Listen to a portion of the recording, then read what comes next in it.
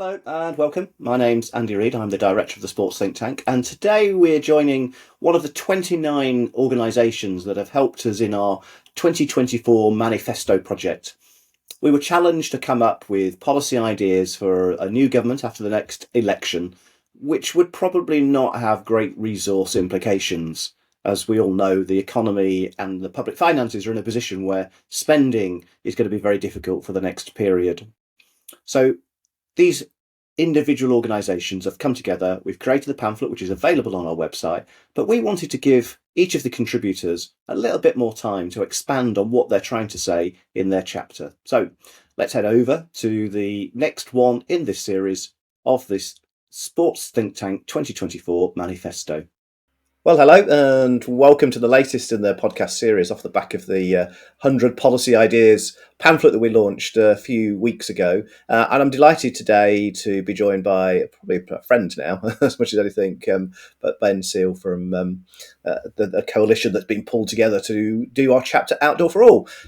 As usual, Ben, what we try to do is just for you to introduce yourself as your journey into your current role. But then more importantly, it's slightly harder for you, isn't it? But to talk about not just your organisation, but also the coalition that you brought together here to be part of this and looking at the outdoors. So, Ben, who are you and where are you from? Thanks for having me along, Andy. Yeah, thanks for having me along. It's a pleasure to be here and talk about Outdoors for All on behalf of the Outdoors for All Coalition. I work in paddle sport, so my job is Head of Access and Environment. And I've been working in this space for probably about 12, 13 years. I was previously an outdoor instructor, so I've kind of got a vested interest in this topic around getting people active in the outdoors.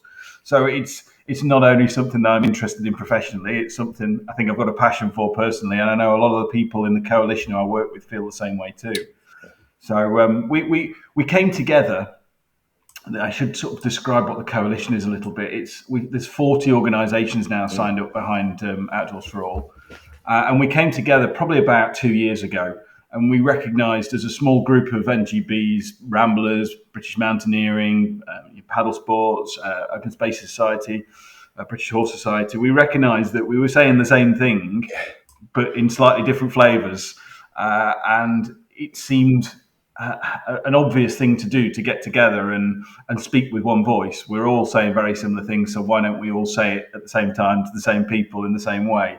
And so we created Outdoors for All probably a couple of years ago, but it's evolved since then, and it's evolved a lot. We recognise there's going to be a general election within the near future, and we need to be well positioned for that. So we've adapted and tuned and shaped the document to try and hopefully sow into what we believe is quite a fertile sort of landscape at the moment when we talk about health, well-being, access to nature, protection of the natural environment.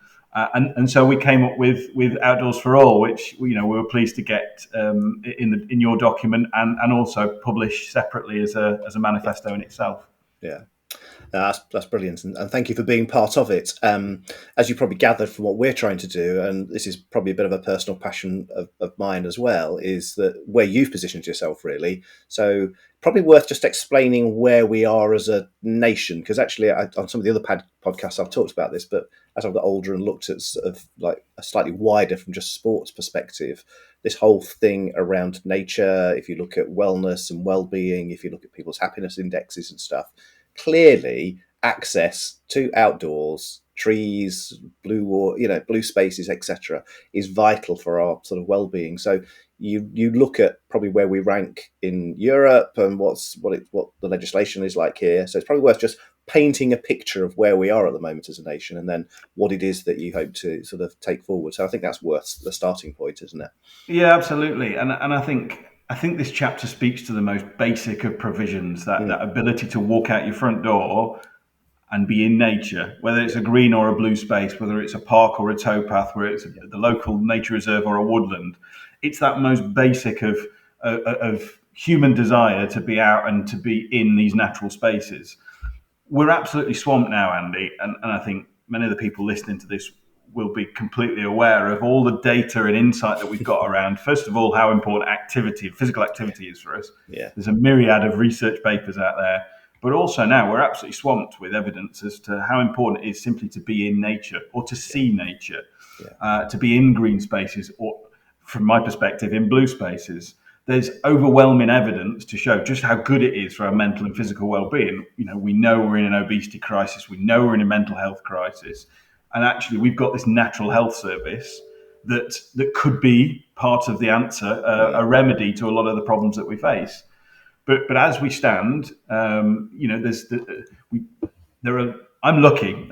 I can walk out and I can walk along the river and I can go to the local park. But there are lots of places, lots of people all over the country who don't have that ability to access green and blue spaces on their doorstep. Yeah. And it's disproportionately spaced around the country. From where I talk around blue spaces, there's some major challenges around access to blue spaces for swimmers, for paddlers. Yeah. And so Outdoors for All is born out of that desire to how can we better connect people with nature? How can we give people better access to what's on their doorstep? But also recognise that there's a need to protect those spaces as well. We have to find a balance with nature. We have to work hand in glove with conservationists to make sure that people can access the outdoors, but also we can see good quality nature, because that's what essentially we want to do. So that's what the aspiration behind Outdoors for All is. It's to champion greater access to green and blue spaces on our doorstep. That's not just countryside. That could be urban spaces. Yeah. That could be canals. It could be rivers. It could be anywhere. But it's that most basic of fundamental desires I think that humans have, is to be outdoors in nature, that we know is so important for us. Yeah. And as you know, a theme that runs through the chapters, and they all do link. So, the active environment stuff from some of our architects, some of the work that you're talking about, but tackling inequalities is, a key to all, I think, everybody's strategy. The sort of uniting the movement, the latest Get Active strategy from DCMS. I mean, they recognise that there are massive inequalities in this sort of area, in particular what you've just described. So I think a lot of people have already spoken on these podcasts about, like I did and you did, around just having access. So I have access within 5 minutes of open countryside and go for a walk, as we do over the weekend, most weekends. But as we discovered during the pandemic in particular, there are a lot, you've described those. If you're in an urban area, in a tower block, in a city centre that's not got any of those sort of space, it is very difficult. So that is one of your ambitions, isn't it? Is that, everybody should live within 15 minutes of some of these spaces, so it is accessible. And the most happy cities across the world, Copenhagen, for example, these green lungs are a large part of building an active environment, aren't they? So this is why this is great to have pulled everyone together. There is a sense that these system change is interconnected with planning and legislation, not just an initiative. And in your chapter, you sort of highlight really where we are ranked in Europe in those things. So, I'm sure we've all seen it in other cities, those 15-minute neighbourhoods starting to happen here, but they're a bit ahead of us, aren't they? Totally, yeah, absolutely. The stats speak for themselves, and we rank lowest of 14 European nations on nature connectedness. I mean, that's a really sad indictment. I mean, the Outdoors for All chapter starts by talking about how, I think one of the opening paragraphs talks about how proud we are of our outdoor spaces. We've got amazing crags, amazing mountains, some of the most beautiful rivers and coastline. We've got some awesome countryside, but we still rank lowest of European nations on nature connectedness. We still struggle as a nation to connect with nature, or have that ability to connect with nature. And I think you can start and see some of that playing out if you look at water quality. That's from my world, and how disconnected we've become from rivers because we simply can't access them. And it's only recently in the public consciousness that we've recognised what's happening to rivers, the degradation of rivers from chemical and sewage pollution. So actually, if we can connect people better with nature, it's better for nature, because people become more aware of the problems it faces. So it's almost symbiotic. I think a lot of the time you see nature and people accessing it as mutually exclusive. One damages the other. But actually, I think you can see it in a different light, that if people do have access to these places, if we can become more like our European cousins, and have that, share that deeper connection with nature, we've probably got a greater chance of being able to protect it for future generations. Can we build into our school system that deeper connection with nature? Can we get young people accessing nature at that really early age, understanding what it means to be responsible in nature, to look after it, to care for it, so that filters through life. And I think that's been broken. Yeah. And that's one of the aspects to Outdoors for All that we would like to see addressed, is trying to reconnect people with nature. Yeah, actually, that's a really interesting point, isn't it? Is that I think, as you highlight, is less than 4% of rivers have uncontested public right of access, and so we probably see rivers we can't get near them. I think our right to roam. I remember being involved in some of those campaigns, and we tried to make some changes, but actually, the percentage of land that's still accessible is pretty low, isn't it? So I do wonder whether, like you say, we've got some beautiful spaces, and people honeypot to those. So actually, we do damage to sort of very small areas of outstanding nature. And what we really need is, going back to your point, is that access within 15 minutes for some kind of nature. Some of the parks around us are just green. They're not that they are quite nice, but some of the others are just a green space that's just good to be in, regardless of it's not absolutely beautiful, but just really helpful. So, what are you doing a lot of work around that? Because I think, again, some of your stats show that something like nearly 20 million people aren't within 15 minutes of a bit of nature. So, I mean, that's probably the target area, isn't it? Quite great to improve the access to what we've currently got, but those 20 million are probably where we'll get most benefit in terms of targeting what we do. And, so there's 2 or 3 campaigns all sort of like sitting side by side, aren't they? Sort of improving the quality of what we've got, but also how do you create those green lungs and sort of access to not just the countryside, but spaces as you describe them. And that's slightly different, isn't it? Yeah, absolutely. Look, I think what we all of the organisations signed up, I think, understand that it would be great to have more access to more of what we've got. Yeah. But actually, what we've got isn't necessarily accessible to everybody. Yeah. If you live in the heart of Birmingham, it's very difficult to get to the Peak Yes. District. If you live in the heart of London, to get out into the countryside, it's quite a challenging thing to do, to get on a bus to get out. So it is about better accessibility in those spaces, but Yeah. it's all about how can we create more green and blue spaces within those urban places, Yeah. on the urban fringe. How can we get people out into the countryside better and easier? So it's about accessibility as well as that kind of access. Some people refer to it as a right to roam. I think one thing that's interesting in the coalition is everybody's different perception of how they would like to see this rolled out, and how it would work for their different activity. But what binds us is that notion that we need to bring it closer to people. And the government has, to its credit, committed itself to its 15 minutes to nature policy. I think what we would like to see is that delivered through legislation. Otherwise, it becomes a tweaking around the edge. It becomes just doing more of what we've got and maybe making some small improvements. What we need to do is rethink the whole thing in a whole different way. I think one of the sort of big statements that I'd like to make is that I think we need to look at sport in a different way, because getting outdoors isn't always sport. Going for a walk isn't always sport. Going paddling, most of our members go paddling to be in nature. They don't do it for sport's sake. And so we need to think about it in a much broader sense. And that means, unfortunately, working a lot more cross-department, DCMS with DEFRA, and looking at how can we meet the 3.5 million more people active target that's in the Get Active strategy through the 15 minutes commitment. But how can we do that using legislation to create these connections to the outdoors, both in urban and in rural spaces? Yeah. It's a big challenge, I understand, but I think there's a real cost effectiveness to what we're proposing, as opposed to building lots of more facilities and structures. What we're trying to do is create new rights of way and areas for people to go, and the benefits for that, the cost benefits are huge. Yeah, and that's important, isn't it? So I saw we read all sorts of research papers, and when I'm reading stuff from people within the health system who aren't mad on sport, they get physical activity, but they see that as what you just described, which is actually more of us doing active travel or at an active environment in which we build physical activity into our daily lives.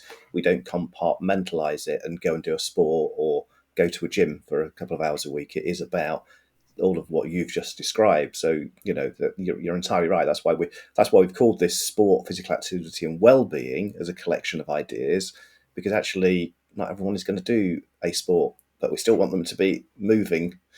So that language is quite important, and encompasses the spectrum, doesn't it? So there's lots of people, we bumped into people on our walk on Sunday who we probably don't, you can see, they're walking their dog. It's not, and that's really, really important for them, isn't it? So I suppose you're Absolutely. right. It's how do we encourage people to do all of that in their locality, and what we challenged you as was the other chapter writers was to say, look, there's not going to be tons of new money for the next period of time. You look at the finances of the departments; it's going to be difficult and tough. So, what are the little things we can do within the legislation and other pieces? And you've done that. So, I don't know if you want to run through just some of the little tweaks you think in policy terms. I mean, some will come with a cost eventually, but there are some policy changes there, aren't they, and around bits of legislation which could be attractive to politicians, sort of part of their 100-day plans or in the manifestos. So yeah, I don't really want to just talk about like the reframing of some of the Environment Act and things like that. Yeah, and it was a brilliant challenge that you set for us when you said it's got to be cost neutral, and that really made us go back and think about the language. But Yeah. it wasn't that hard because I think a lot of the things we are looking for are relatively straightforward tweaks to exist. It could be existing legislation. It could be new legislation. Of course, with that, we know that comes at cost, but not at the cost of maybe some other policies. So the kind of headline policy request that we've made through Outdoors for All is an extension to public access rights to more landscape. So it could be waterways, woodland, riversides, downland, but fundamentally closer to where people live. So we think that it could be done through a new bill. It could be done through existing legislation. And then the government already has its 15 minutes to nature policy, which is I have to give them credit for already Mm. working in that space. We'd obviously like them to go further. There are other things that we've put forward, things like repealing the cut-off date for a registered historic rights of way, which might sound quite niche, but actually there are thousands of miles of rights of way that exist. Some of them on our doorstep, some of them in the countryside, that need to be registered and put on the definitive map. And if we have a hard stop on that, then a lot of those will be lost. So there's little tweaks like that we know are quite straightforward to change. Mm. But there's also things like building into our education system, like I talked about earlier, the ability for young people to understand the countryside code, understand how they should behave in the countryside, but also have the ability to experience the outdoors in their school career, as it were. I think we talk about in sport the benefits to life skills that we get from sport. Resilience, teamwork, leadership. When we talk about the outdoors, very similar. All of those things and more. When you go into the outdoors, you need to learn to be able to navigate. You need to learn skills like being able to look at risk benefit assessments of the environments you're Mm. in, self sufficiency, being able to swim, basic things like that. So there's policies in there that we want looked at around how can we build that into early years. But also the other one that we've put in there, which is really important, and it's been kind of bounced around for a while, and that is using the Environmental Land Management Scheme, which was Mm. part of the Agriculture Act some years ago. And it's a process which is in development and rollout, and we knew it was going to take a long time. But it's about how can we use that farm subsidy system? How can we work with landowners and farmers to create the infrastructure that enables people to access and enjoy the outdoors in a sustainable way?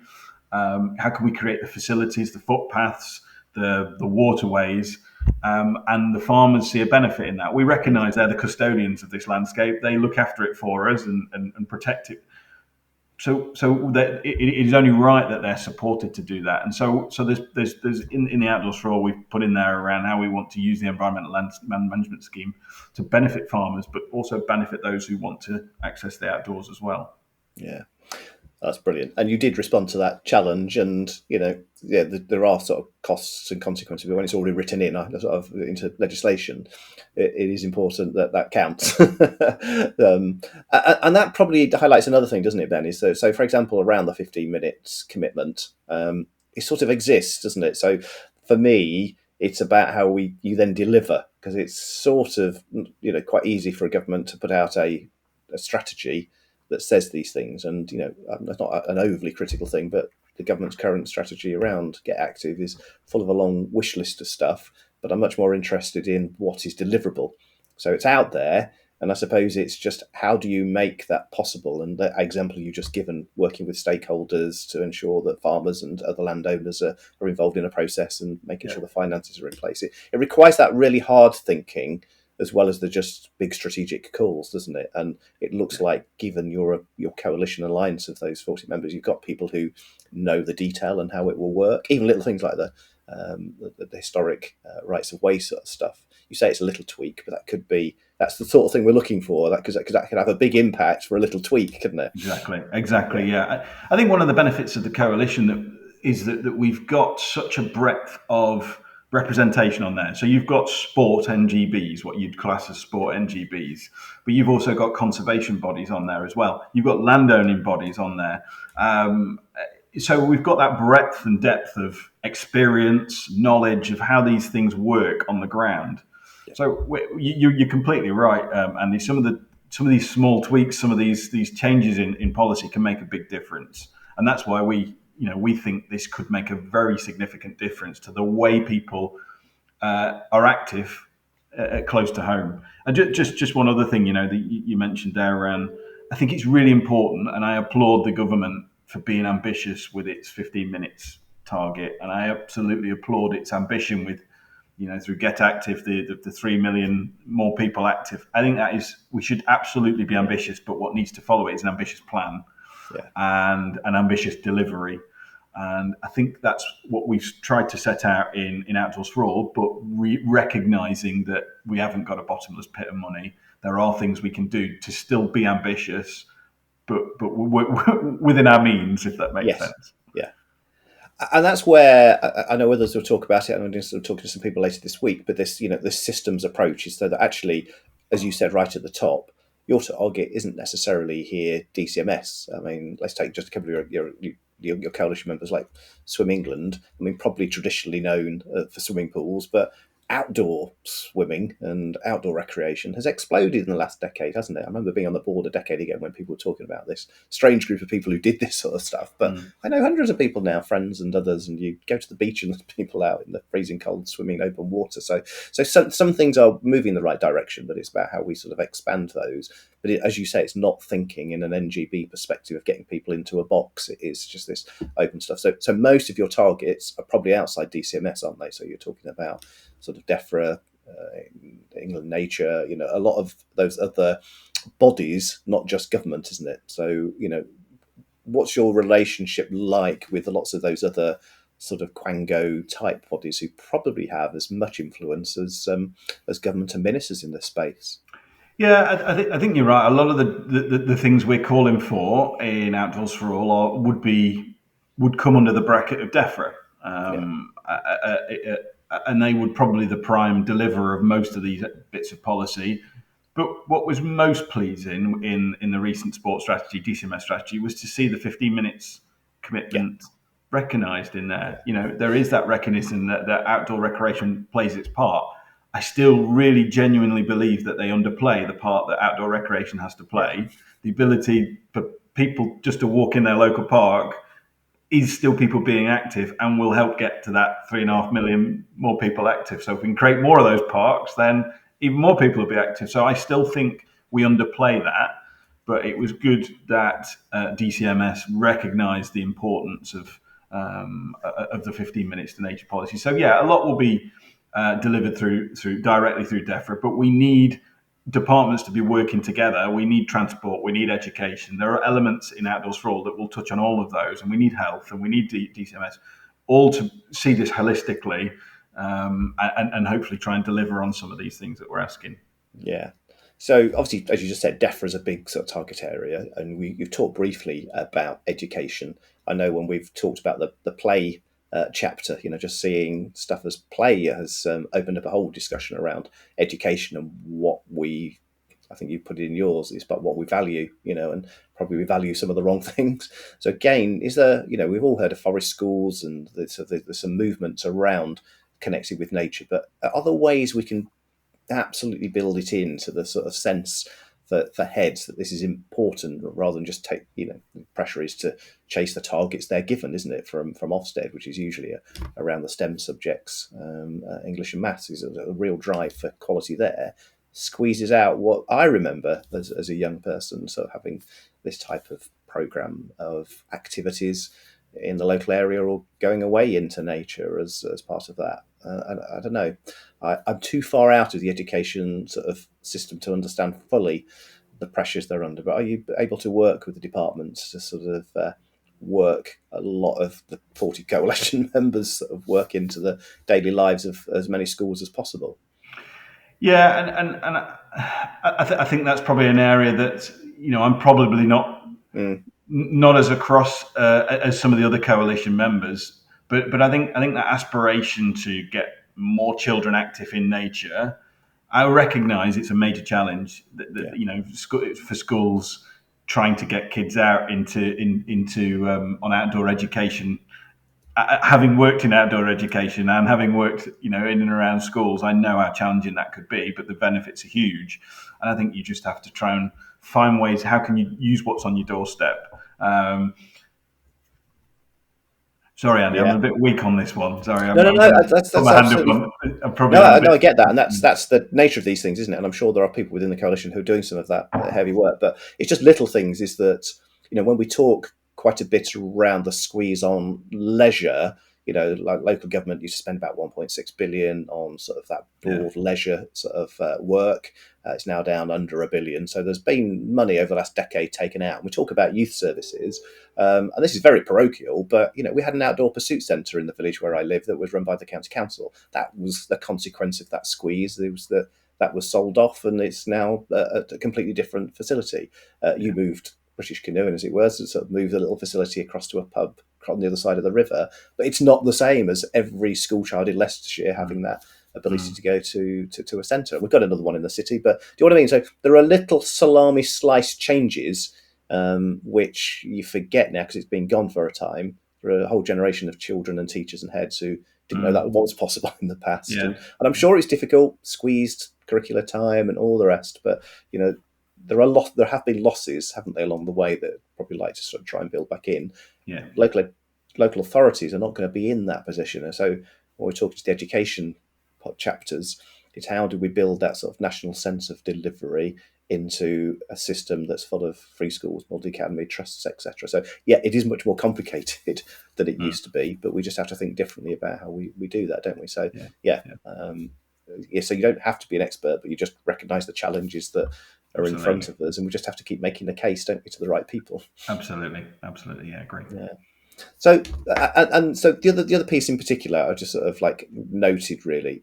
We've talked a little bit about it, but the access stuff, right to roam, you do get pushback on it, and I'm sure it's probably quite a delicate thing within your coalition. This is the great thing about coalitions, isn't it? As you say, there's some who will be probably actually the only thing they're really interested in. Others that will actually we don't want to push our stakeholders too far because it might upset the delicate balance. So as politely as possible, is it possible to just sort of say where the balance of that lobby sort of sits at the moment and what you would expect a government to be able to achieve sort of realistically? Because that's, again, what this is largely about, Yeah. isn't it? It's about getting people to the space that this is realistic, Yeah. not Yeah. just calling for 100% total utopia. I think if I'm honest, this was probably the area where we had the most challenge in trying to find a consensus Mm, of words to yeah, describe what it is we want without articulating a particular mechanism or or pushing out somebody else's priority. I think we did a good job in the end of trying to convey what it is we want without necessarily pinning down exactly how we want it delivering. So there will be parts of the coalition who will want, yeah, something more like a Scottish style access, and there yeah, will be others that will want something a lot more specific, and there will be some in the middle. I think what combines us all is that notion of responsible access. How can we get to a place where we can have more responsible access? yeah, Everybody recognizes now you have to balance people and nature. They're not mutually exclusive. They can coexist, but it needs some careful thought. And there are mechanisms that can do that. There's an example in Scotland that we can take from. There is the Countryside and Rights of Way Act. There might be a standalone bill.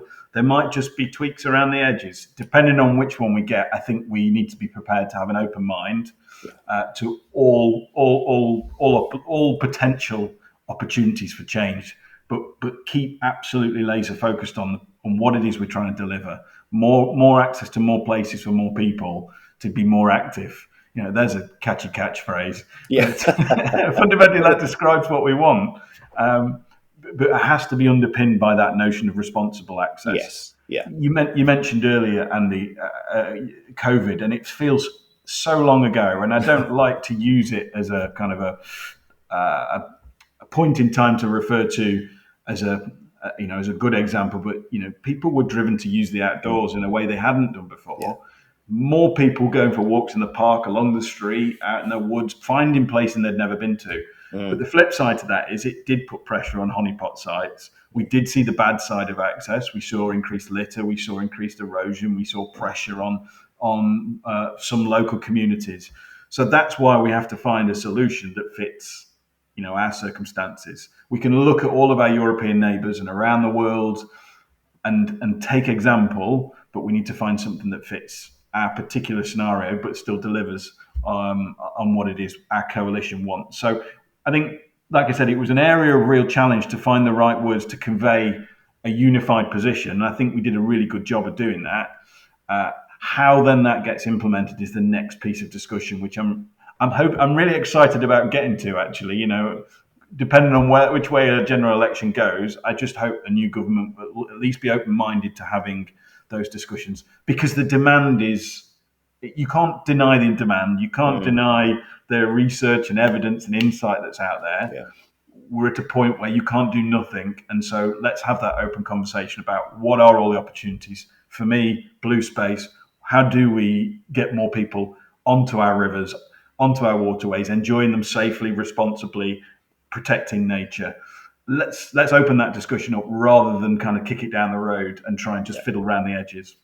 Yeah, no, it is worth talking about those, isn't it? Is sort of because when we're then lobbying government in the future, understanding that there is a relatively unified position is very helpful, because actually it is too easy. I've sat the other side, and you get lobbied by different people at different levels. One group will want utopia, and others say, well, actually, we're happy to compromise. Or you get lobbied by the other side saying, we don't want that access to land opening up at all. So please don't do it, because and then they'll show you the examples, those bad examples you've just done. So having it's not a bad word, compromise, but having a position that sort of works for a lot of people is worth really sort of working through and getting to as good as you can get, given those other constraints. And you're right. I mean, COVID for us opened up I've lived in this area for a long time. I found so many different new footpaths over that sort of year or so that I'd never done before. Just like allowed you to experiment a little bit more. So we've now got a whole series of walks that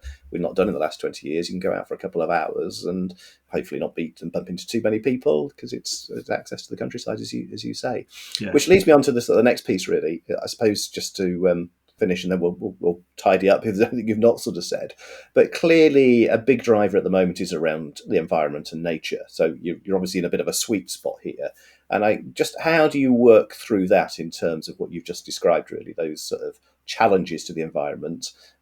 People driving tens of miles to go for a walk. I know you've sort of said it, but that's fundamental to what we're trying to achieve here, isn't it? Is that you don't have to shoot across the other side of the country to have an enjoyable walk. We want to create something so it is on your doorstep. So there's a double win for government here, isn't there? Totally. Yeah, you've just described in your locality the fact that you found loads of footpaths on your doorstep that you didn't know about. Well, if you think about the amount of carbon you probably saved during that lockdown period because you weren't driving your car to get to wherever it is you're going to.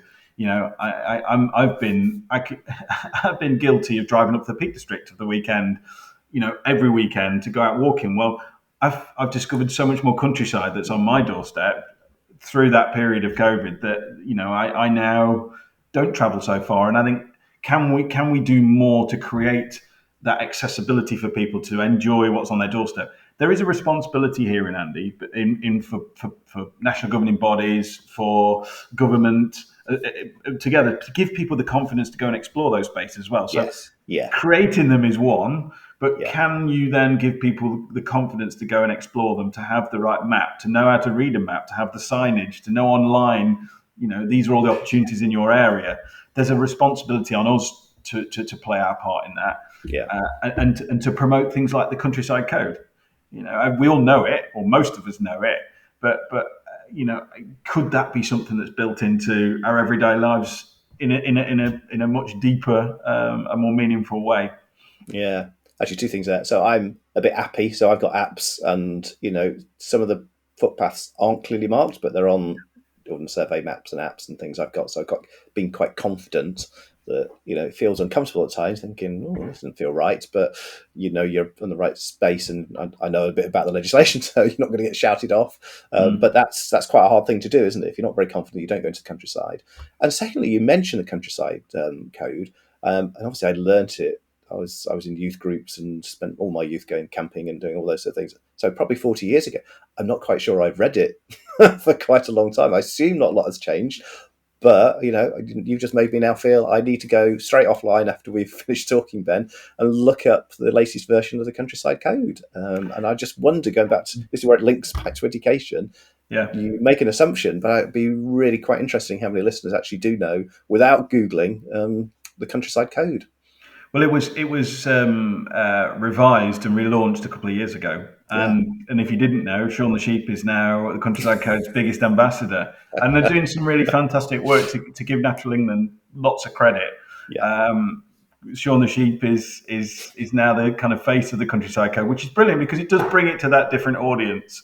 But I think there's far more we can do to embed it deeper in society, in a way that other European nations, certainly in Scotland, the whole system is based upon a statutory access code.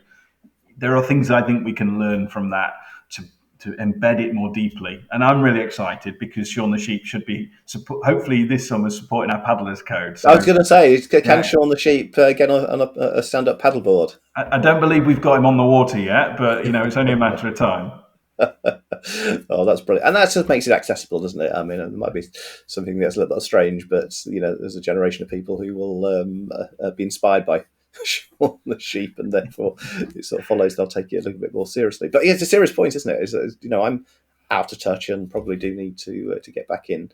I think I probably do recall vaguely actually it being relaunched, but I didn't rush off and reread it, assuming I probably knew it from my youth, and a lot has changed since I was young, sort of 40 years ago. So that's a really good point. But yeah, just more generally, that's but a little bit deeper, I suppose, around that environmental impact that you have. I mean, clearly, it is about reducing carbon by getting people to do many of these activities locally, isn't it? And of course, I assume most of your organisations are also those who want to then maintain, particularly areas of outstanding natural beauty and other spaces, want to really maintain those to the highest level of like no destruction, and the when we do visit, we don't leave a mark on those places, and I'm sure that's probably a big driver for you and others, isn't it? Yeah, and I think us as outdoor space users have to recognise that there is now a real emphasis on landowners, land managers, farmers to drive up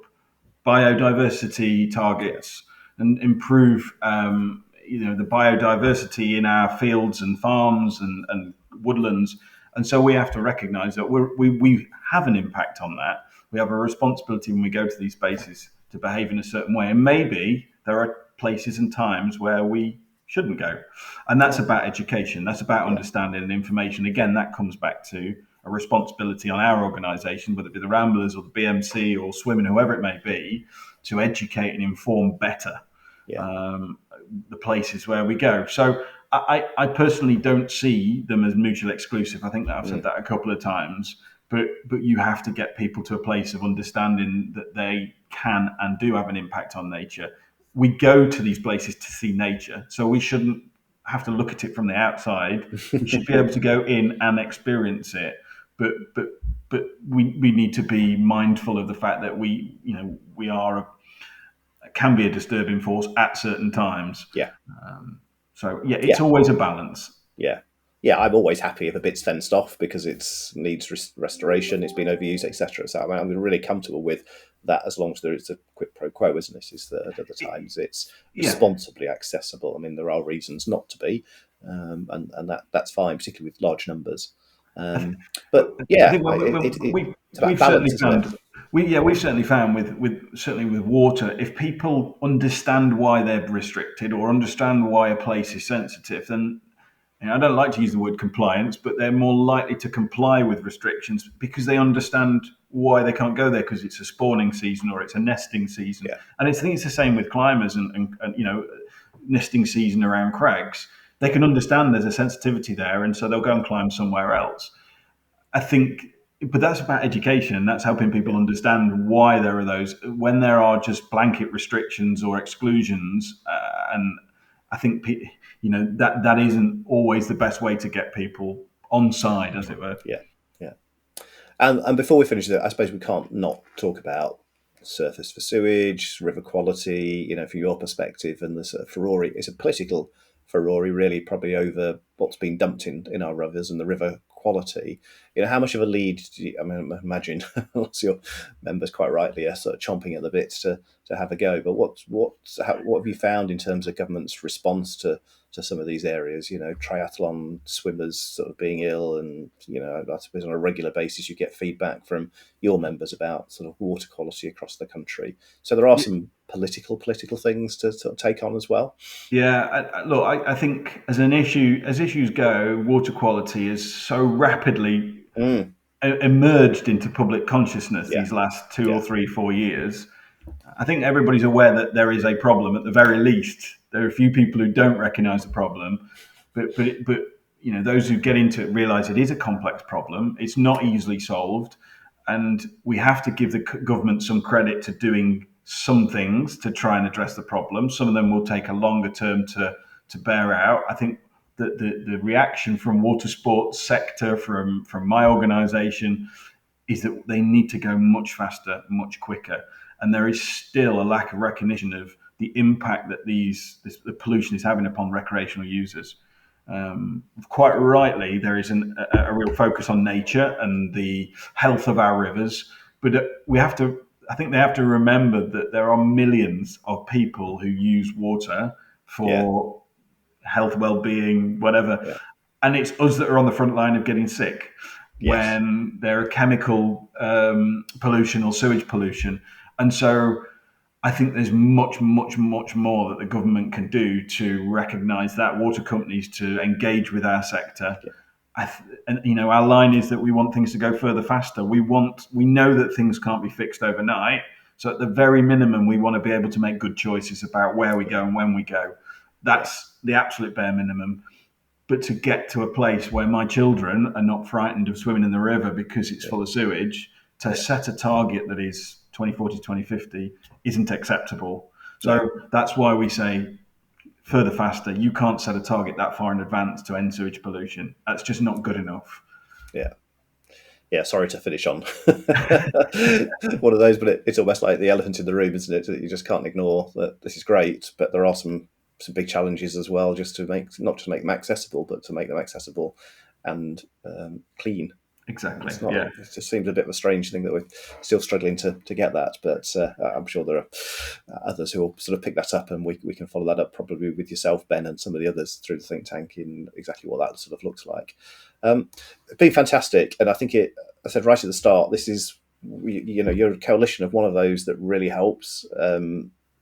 Bridge sort of pulling things together, isn't it? Is that, yeah, there are some sports, people do sport, people go to the gym, but there's a whole piece here in the middle for me, which is about just that active environment. It doesn't have to be the built environment, but the blue spaces and green spaces you described. I mean, a perfect world would be all of these, isn't it? And I think you've probably articulated really well today, Ben, just why that green space, blue space stuff is vital, even if it's not forefront of everyone's mind at the moment. I think it's because it's probably slightly outside of the DCMS remit, and quite rightly, this is why we try to do this, is that other departments have a massive role to play, don't they, Yeah. in delivering a physically active nation.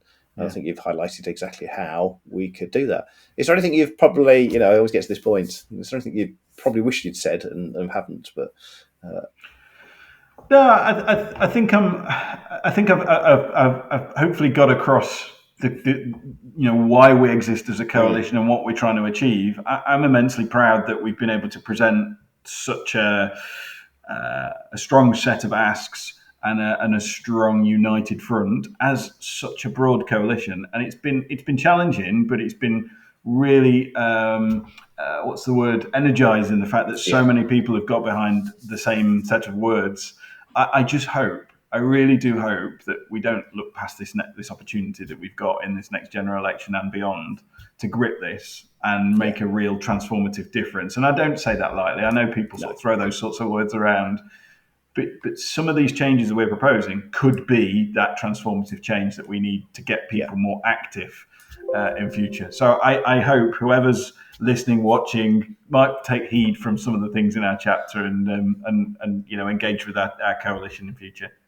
Yeah. Well, it's been any consolation. It's certainly prodded me, some things I've assumed and made assumptions about that were in progress, but there's still some stuff to do. And it's, as I say, even if it's made me go back and reread the Countryside Code and Sure the Sheep, just need to understand the policy stuff that sits behind this rather than taking stuff for granted. So I think it's been really good, and as I say, sits right across all of the other areas that we're trying to work in. And well done. I understand the challenges of running a coalition of some nature. So I get that. And so well done on getting people to a space where, they can agree with all the wording and the stuff that you put here. So brilliant. Thank you, Ben, for your time. Really appreciate it. And I hope we'll put some of those links to some of the stuff you've talked about in the podcast as well. So let's follow up that, and we'll keep in touch, because there's definitely need to see this embedded, and we'll get, I suppose, after October, November, whenever the election is finally called, those first 100 days, this is where some of these ideas will really sort of hit the mark, and hopefully ministers will pick them up and run with them. So thanks again, Ben. Really, as always, really enjoyed talking to you and laying us with a really good challenge. Thanks, Andy. Thanks very much. Cheers. Thanks for listening to the latest podcast. Hopefully you found it helpful and you've gained some insights from our guest. If you have enjoyed it today, it would be really helpful to hit the like button and subscribe wherever you get your podcast from. As always, feel free to pop over to any of our social media channels to comment or ask a question. Or sign up to our monthly newsletter at sportsthinktank.com. If you're interested in supporting our work at the Sports Think Tank, again, just head over to the website or drop me an email. Thanks, and see you again next time.